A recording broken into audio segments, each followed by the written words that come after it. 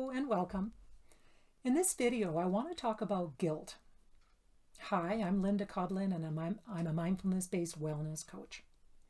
So guilt, as you may know, is a set of emotions, feelings, thoughts that arise when we realize that we've done something wrong, that we've hurt another. And as social beings, as beings that thrive in groups, human beings have naturally developed this ability to feel guilt when we've realized that a behavior is wrong. So for example, if we've stolen food from another or physically hurt somebody or lied and deceived them, they're going to show disappointment to us. They might even push us away and say, we don't want you part of this group. This behavior is unacceptable. And this is going to be threatening to us. And these feelings of guilt are going to arise so that we can identify that this behavior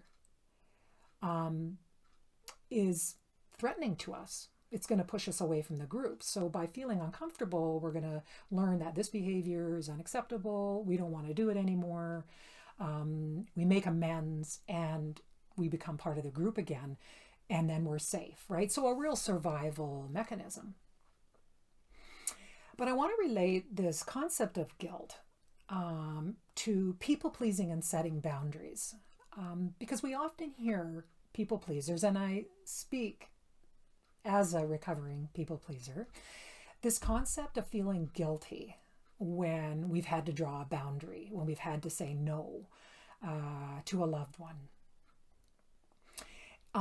And firstly, I want to point out how we tend to feel like our whole self is bad when the behavior of people-pleasing has disappointed somebody else, or we've set a boundary with somebody else, they've expressed disappointment, and now we're feeling like not only that the setting the boundary was something to feel guilty about, but that we feel guilty about our whole selves. We almost feel like shame.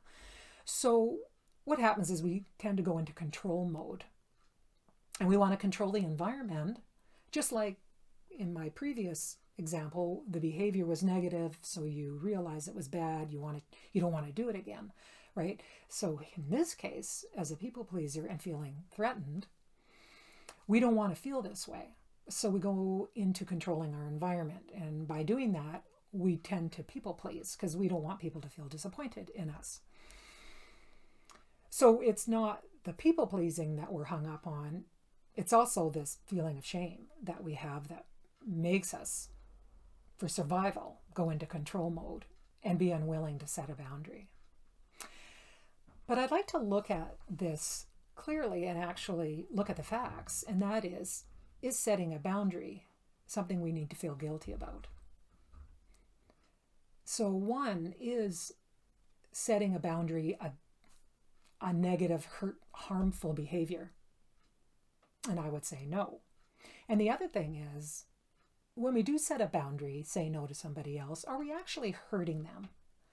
Yes, there's a little bit of disappointment, but have we actually hurt them? No. And can we really control how other people think and feel about us by people pleasing? So we need, as people pleasers, we need to look at this scenario and question, do we really need to be feeling guilty about this?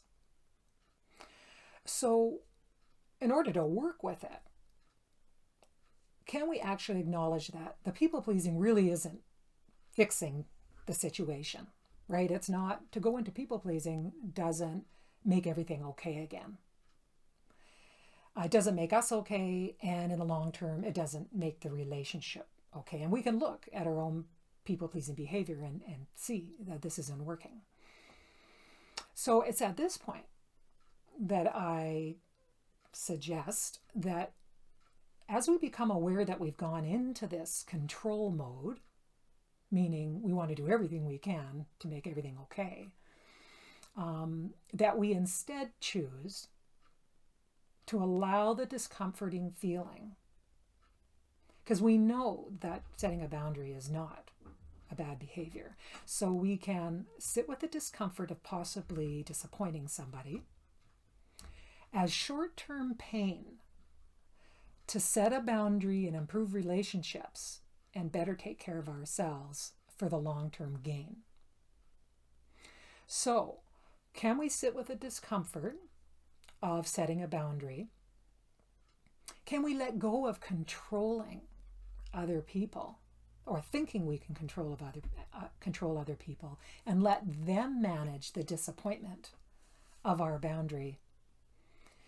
And in this way, allow the relationship to evolve. So we're teaching ourselves that we can make ourselves a priority and take care of ourselves. And we can also allow the other person to manage the disappointment. And out of this comes a stronger us and a stronger relationship.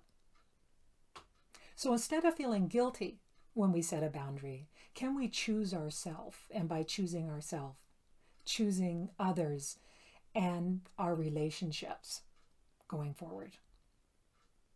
So I'd really like to know your takeaway on this. Do you agree that setting a boundary really isn't a reason to feel guilty? And I'd love for you to like and subscribe if you'd like to see more videos like this, more content like this. And as well, I have a Facebook group that I'd love you to join, and I've left a link down below. And as well, if you'd like to get some personalized support on how feeling guilty and setting boundaries is affecting your life, feel free to sign up for a free mini coaching session with me and click on the link below to do that. And again, I want to thank you for being here. Be kind to yourself, and we'll see you next time. Bye.